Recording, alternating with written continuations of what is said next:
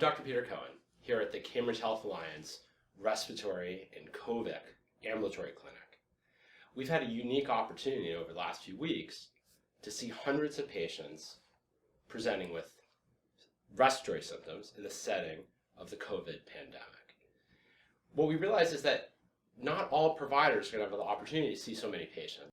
So we thought it might be useful to explain some of the basic symptoms of COVID, the general typical presentation, and to compare it to other diseases and illnesses that we're more familiar with. I think this will let you understand how best to distinguish COVID from other illnesses and make triaging decisions and decisions about who should be seen in clinic or who might require emergency services or going to the emergency room. So to begin with, I'd like to describe, based on both published literature of what we know, mainly from China, about patients who are admitted with relatively mild or moderate disease and then followed while they were inpatients. We'll combine that experience with our clinical experience here. This is a very fluid situation, so what I'm going to tell you is clearly not going to be the final word on this, but as this is an evolving issue, we still need to make decisions in real time right now, today. So in order to do that, let me begin by explaining the natural history of a typical COVID presentation with you. COVID starts with a wide variety of symptoms. It's quite challenging and actually impossible from our perspective to distinguish these symptoms from a multitude of other viral illnesses. So the initial symptoms that someone might have might be a sore throat. It might be fever, a cough,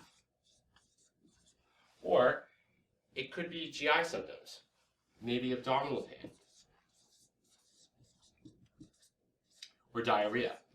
Other patients develop vomiting. But sometimes COVID can be entirely asymptomatic. We don't know exactly how many people don't develop symptoms, but recent estimates seem to suggest that maybe 20% or more of patients develop no symptoms at all when they contract COVID. So COVID can range really from having a runny nose to a much more dramatic presentation that would be more consistent with influenza.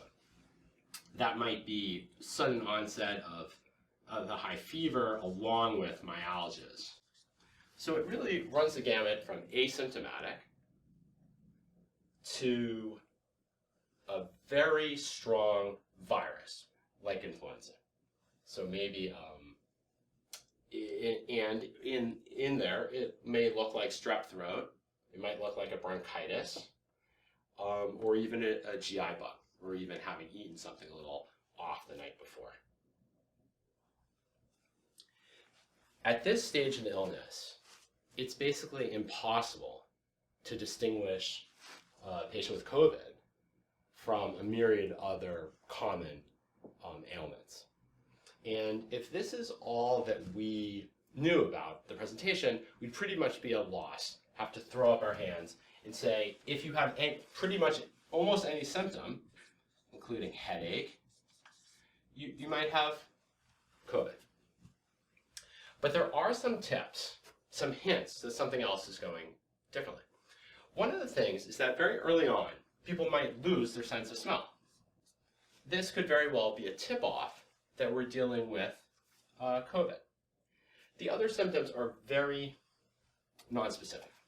But what happens next gives us some hints to the diagnosis.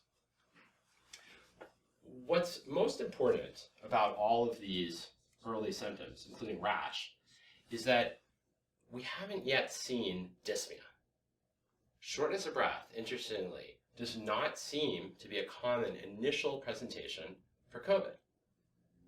What happens is that after this initial viral-like illness, time passes these symptoms may continue. They may even improve. But somewhere, and the data suggests that what we're seeing in clinic is similar to what was seen in Wuhan, China, somewhere maybe between days 4 and 8, there's the development of dyspnea. Now, when dyspnea develops, and it's extremely common, so again, we don't know here in the States how many patients who are infected with COVID will end up developing dyspnea, but it very well could be a majority of patients. So dyspnea is extremely common, and when it begins, sometime between days 4 and 8, are the most critical days of the illness, and to carefully assess our patients to make sure that they're not worsening. Because a subset of people who develop dyspnea will do relatively poorly, potentially developing ARDS, and require intubation. Again, we don't know exactly what percentage of patients of the patients who develop dyspnea are going to do poorly, although there's a lot of ongoing research to try to distinguish that right now. It's an active question. We also know that there are many patients, and hopefully it'll turn out to be the majority of patients, who develop dyspnea, who will have a stable clinical course and will not require intubation, might not require even hospitalization. So the question is, how can we best distinguish this illness from other common conditions that we might be more familiar with? One of the most common diagnoses that we worry about when we're seeing a COVID patient is community-acquired pneumonia, of course. So let's first take a look at community-acquired pneumonia and think about it if there's any way, as clinicians, we might be able to distinguish patients who have community-acquired pneumonia from COVID. What we're trying to do here is focus entirely on information you can elicit from history or a simple exam. Here in clinic, we don't have access to labs or even chest x-rays. So this is pre-hospital evaluation that we're talking about. When it comes to community-acquired pneumonia, the typical presentation, although of course not always, is that patients begin to have fever and might feel tired or fatigued. So of course the fever and fatigue is very similar to what would initially develop with COVID. What happens most often with community-acquired pneumonia is a few days after you start feeling ill, or maybe the next day, is that patients develop a cough. So a cough might develop maybe on day 2 or 3. And then the cough may or may not become productive. And as we see, this is a little different. Fever and fatigue, shortly followed by cough, which might be productive. This is a bit different than the fever and fatigue of COVID, which, if there's going to be cough, would have started early, along with the fever and fatigue. But with COVID, it's dyspnea that develops. And with community-acquired pneumonia, it's really if the pneumonia continues and is not treated that significant dyspnea develops. Another potential overlapping diagnosis is post-viral pneumonia. Post-viral pneumonia might begin with just a bronchitis, cough, maybe a mild fever.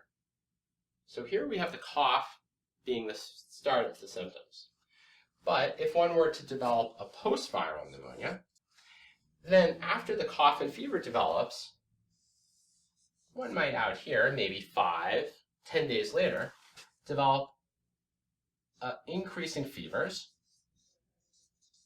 or increasing productive cough.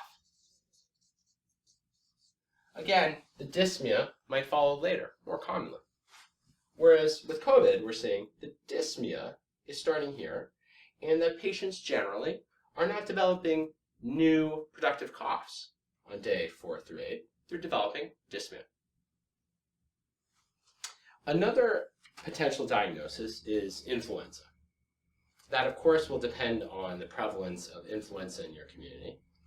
But the typical presentation of influenza, that it starts suddenly. People might even be able to identify the hour that it began. Feel exhausted, need to lie down, have fever, cough, and sore throat, a variety of other symptoms, and usually all the symptoms start at once. This is actually very similar to the more symptomatic presentation of early COVID. And if you just have that presentation, there would be no way to distinguish influenza from a clinical perspective from COVID. What happens next is what's a bit different. So with influenza, you're generally in this state of illness for maybe 3 to 5, 6 days. But there shouldn't be new symptoms developing. It's more a steady state of feeling exhausted, worn out, sick. If new symptoms develop in influenza, like dyspnea or new higher fevers, then we're worried about complications of influenza. Maybe a post-viral pneumonia, or maybe in the very rare case of a influenza viral pneumonia. But regardless, influenza generally hits patients strong at first, stays that way for multiple days, and then improves. Different than COVID, which might hit you strong in the first few days. You might feel knocked out, but what's different is the new dyspnea that begins to develop after day 4 through 8. Another diagnosis that we should be considering, and not forgetting during the pandemic, is pulmonary embolism. So always remember to think through if someone has risk factors for a pulmonary embolism. And let's think a little bit about the distinction between the presentation of PE versus COVID. So with a pulmonary embolism, we might expect that one's respiratory rate increases. But in general, if it's not a very large PE, the O2 sat will remain normal. And in COVID, if we have a COVID presentation, the respiratory rate that we have seen has only been elevated when people have low O2 sats. So this is potentially normal. But with COVID, we would expect, if someone's respiratory rate was significantly elevated, that their O2 sat would have declined. Another very common challenge is distinguishing anxiety and shortness of breath from anxiety from COVID. This is so common because of all the news and all the focus on how serious COVID could be. So many people are very worried. So I can just share with you some of our tips that we use in clinic to try to tease the shortness of breath from anxiety from the shortness of breath and dyspnea of COVID.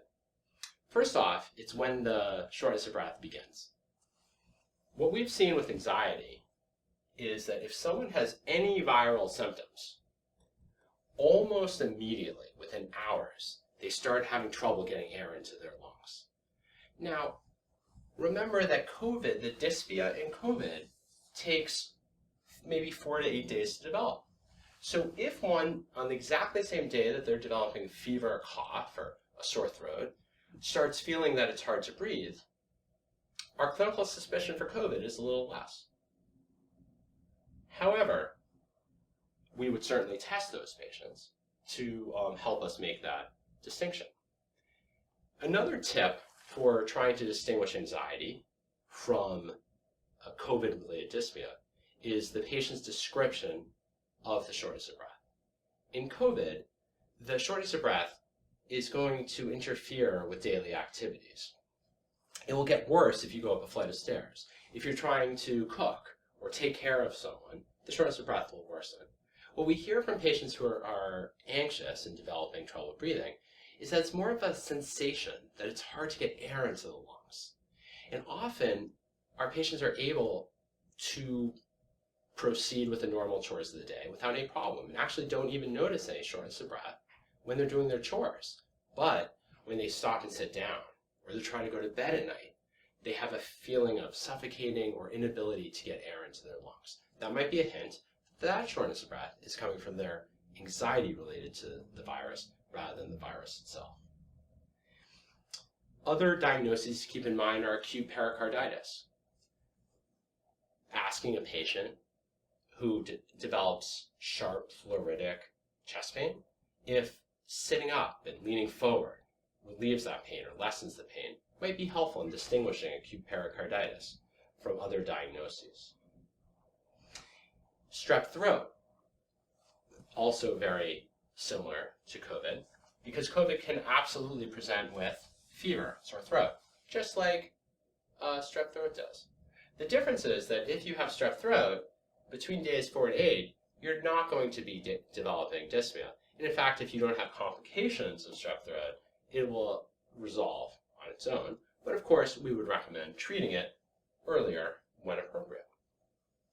And finally, for patients who already have known asthma, congestive heart failure, COPD, it's very important to keep in mind that they might have exacerbations of those illnesses that might have occurred without the pandemic, or that they have a mild case of COVID and that triggered an exacerbation.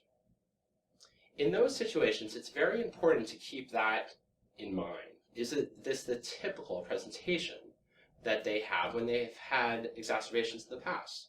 That's so important because we don't want to miss treating an asthma exacerbation because we presume it's COVID. And we don't want to miss appropriately treating a CHF exacerbation because we think it's COVID. So I hope that these tips today from Cambridge Health Alliance's Respiratory COVID Clinic can help you better distinguish COVID from some of the other common respiratory ailments that will certainly occur during this global pandemic. We hope you found this presentation from the content of our website valuable. Our journal's mission is to promote the best interests of patients by advancing the knowledge and professionalism of the physician community. If you are interested in more information about us, our homepage is www.mayoclinicproceedings.org. There you'll find access to information for our social media content, such as additional videos on our YouTube channel or journal updates on Facebook. You can also follow us on Twitter. More information about healthcare at Mayo Clinic is available at www.mayoclinic.org. This video content is copyrighted by Mayo Foundation for Medical Education and Research.